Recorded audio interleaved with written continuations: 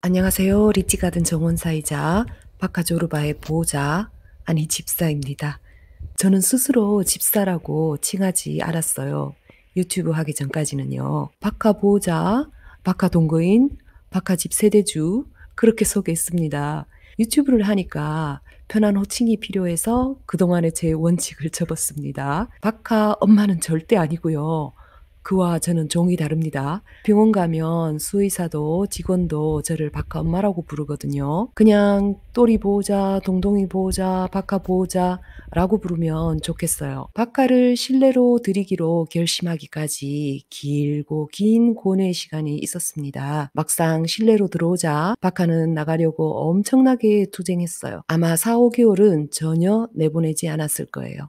하지만 날이 풀리고 제가 정원에서 일을 하니까 바카가 정말 견디기 힘들어 하더라고요. 알프스를 떠난 하이디처럼 시들시들거렸고요. 방충문에 철망을 끼워 놓고 문을 열어주긴 했지만 서럽게 울었습니다.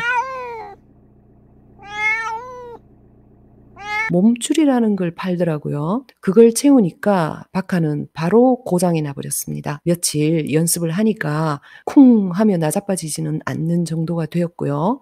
그렇게 몸줄을 차고 같이 나갔어요. 그런데 인석이 마구 달리거나 나무로 올라가려고 하니까 문제가 생기더라고요. 바카는 악갱이 때도 저를 쫄랑쫄랑 따라다니는 편은 아니고 사라졌다가 어느새 제 옆에 나타나 비비는 타입이었어요. 결국 바카의 몸줄은 고이 접어 치웠습니다. 바카는 자유가 되었어요. 하지만 너무 불안하더라고요. 운전 중에 로드킬 당한 동물을 볼 때면 미칠 것 같았어요.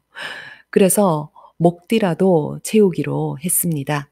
검색해 보니 마땅한 게 없었습니다. 고양이한테 부담 가지 않을 정도로 가볍고 보호자 연락처를 깔끔하게 새길 수 있는 목띠를 찾기가 어려웠습니다. 직접 만들어서 달아줬어요. 선물 포장 끈이나 다이소 리본, 천으로 만들고 제 번호를 써넣었습니다. 후크는 느슨하게 조정해서 조금만 당겨도 쉽게 빠지게 했고요. 그렇게 만들어서 쓴 것이 대여섯 개쯤 될 거예요. 흘리고 들어오면 신통하게 며칠 만에 발견했습니다. 나무 타다가 어디에 걸리면 잘 빠져서 다행이라고 생각했죠. 그러다가 마침내 괜찮아 보이는 목띠를 발견했고 쓰면 쓸수록 마음에 들어서 그걸로 정착했습니다. 이 목띠의 최고 장점은 가볍다는 거예요. 디자인도 단순하고요. 리본은 선택인데 첫 거래여서인지 사은품으로 받았고 추가로 2개 더 구입했을 때도 끼워주셨습니다. 하지만 리본은 사진 찍으려고 끼워봤고 평소에는 전혀 쓰지 않아요. 고양이한테는 거추장스럽기만 할 겁니다. 사람 눈에나 예쁜 거죠. 가볍고 디자인이 단순한 것보다 더 중요한 게 있어요. 어디에 걸렸을 때 쉽게 벗겨져야 하거든요. 이 목띠는 조금만 힘이 들어가도 탁 하고 풀려요. 처음 채울 때 고리 쪽을 조정하면 강도를 조절할 수 있어요. 저는 손으로 매만져 느슨하게 해서 씁니다. 잘 풀리는 건 좋은데 인석이 벌써 2개나 버리고 왔습니다. 제가 만든 목띠는 며칠 안으로 다 찾았는데 돈 주고 산 건 못 찾았어요. 색은 일부러 연한 걸 골랐고요. 사람 눈에 띄는 것도 걱정되어서요. 노랑은 고양이도 인식하는 색이라고 해서 노랑도 제외했습니다. 나갈 때는 무조건 채우지만 비가 오거나 굉장히 추울 때처럼 금방 들어올 것 같은 상황일 때는 봐주기도 합니다. 바카 목띠를 채울 때 한동안은 착잡했어요. 이 목띠가 쓰이는 상황은 상상도 하기 싫거든요.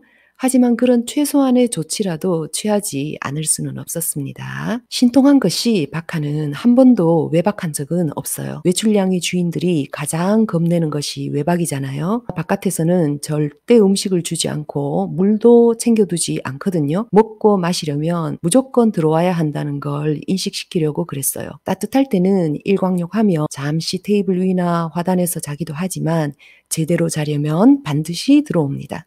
외출냥이가 외출을 접게 하려면 이사를 가는 수밖에 없다고 하더라고요. 여기 사는 동안 바카와 저에게 행운이 이어져 행복하고 안전하게 산책하기를 바랄 뿐이에요.